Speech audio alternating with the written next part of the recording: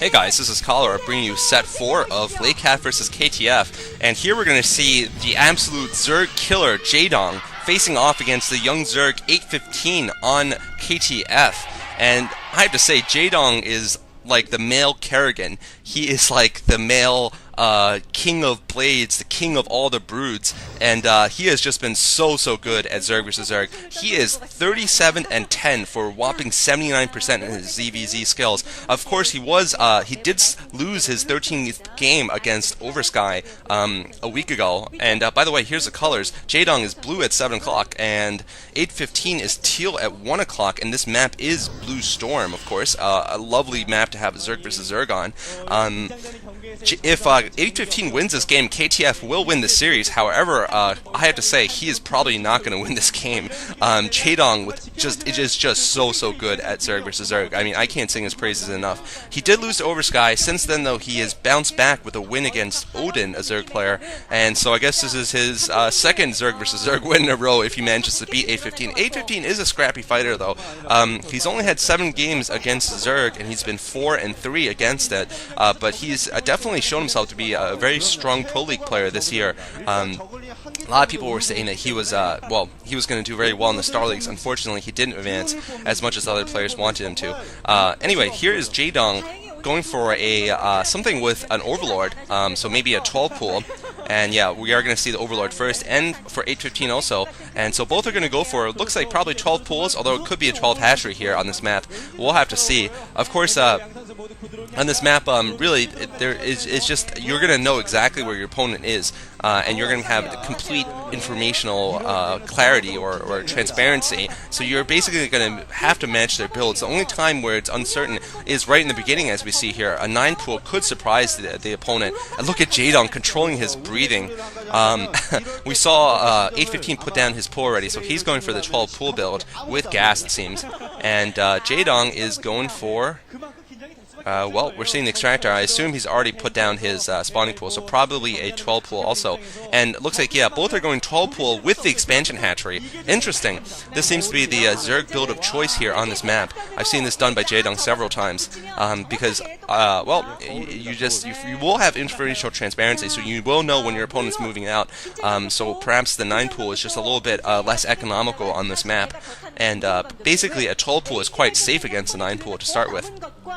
Anyway, so first Zerglings are going to come out for both players. The problem is, though, 815 has not gotten an advantage at all with this build, and if you don't have an advantage against Jaedong and you're a Zerg player, you're going to lose. I mean, it was like Flash versus Carriers. I mean, I still think Flash is dominant against Carriers. Basically, if you go Carriers against Flash, you're going to lose unless your name is Best.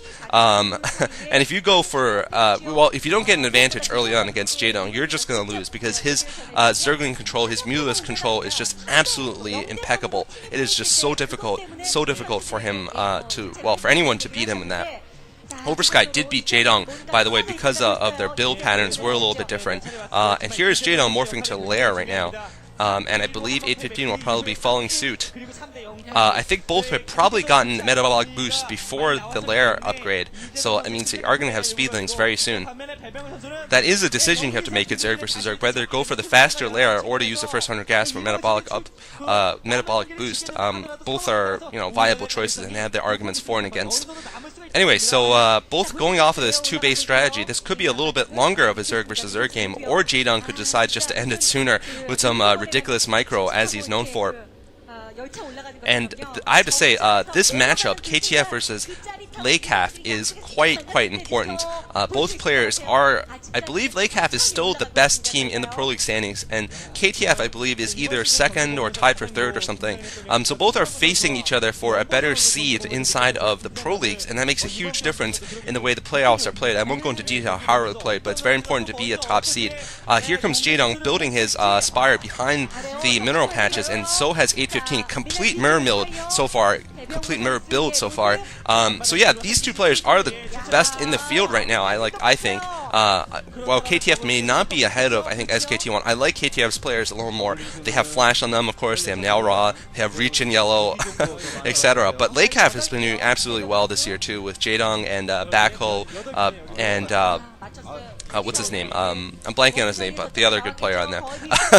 Anyway, so now Jaedong pushing forward with his Zerglings. Maybe he's going to try to catch a flank if it's coming from that direction. That would be a smart idea, actually.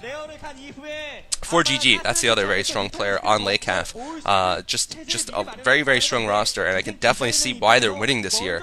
They're just playing so well, absolutely. And anytime, of course, yeah. That's what I was forgetting, and Lomo. And pretty much like all the people in the round of 8.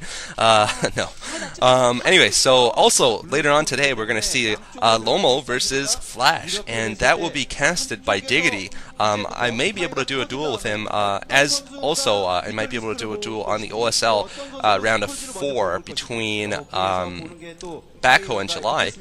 Sorry, that was, I don't know if I said round of 4. It was the round of 8 between Lomo and Flash, and we're going to see if if Flash's Terra versus Tyrant skills have returned to him, or whether he's actually in a slump.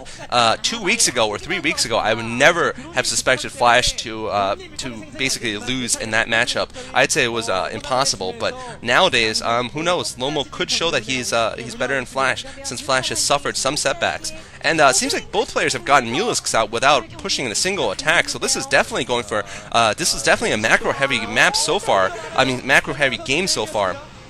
No harasses on either side. Jaedong trying to pick off an Overlord here, and some Scourge coming down from 815. Here comes the Mulisk battle in the middle. Looks like 815 has managed to save his Overlord, but second Overlord also coming under attack. I think Jaedong might be able to finish him off later. Jaedong running into this. A Scourge might land, though. 815 needs to land the Scourge, but Jaedong is too good with his micro. He does not let the Scourge land, and meanwhile, he's bringing Scourge up. I think he's taken the advantage in this battle, and this is what I meant. Despite the fact that their builds were identical, Jaedong's micro is just superior to all other Zergs, and look at that, he has a 3-to-1 Mulisk or 4-to-1 Mulisk advantage, and this is pretty much tantamount to defeat here. This is pretty much victory for Jaedong. I mean, just look at that. It's absolutely amazing. It's crazy. How did he manage to get such an advantage when they were going for an absolute mirror build? They had the exact same timing for everything, up to including the Mulisk coming out, but Jaedong, now going to work on the drone line of 815. You could see it in his face. GG coming from 815. So 6 minutes of preparation coming down to 30 seconds of domination by Jaedong. Jaedong showing you he is still the king of Zerg versus Zerg. He is in no slump. He's doing absolutely fine. I'm looking forward to him in the semis of the MSL, by the way. Oh, just look at him.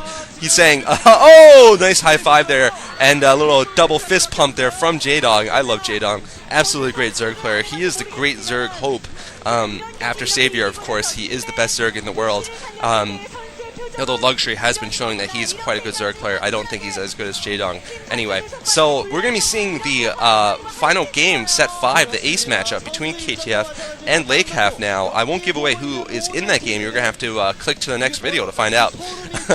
Anyway, I actually don't know. That's the reason. I have to go and check myself. Anyway, Jaedong picking up that victory just flawlessly, I have to say, just impeccably, showing that he is just so good at Zerg versus Zerg. I hope you guys enjoy this commentary and this Zerg snipage by Jaedong. 815, I have to say, didn't play poorly at all. He just was faced, outclassed by Jaedong. Alright guys, hope you enjoyed. This is Collar signing off.